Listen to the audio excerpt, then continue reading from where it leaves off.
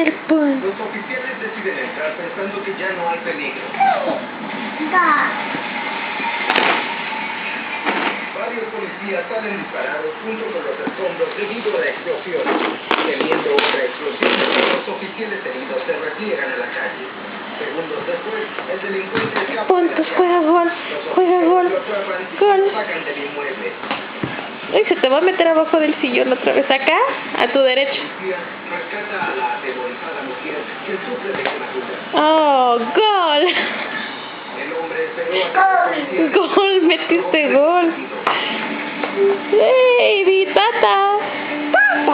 ¡Tata! ¡Tata! Dile, hola, tata. Tata. Bye, tata. Tata. Bye, bye. Bye, bye. Dejo.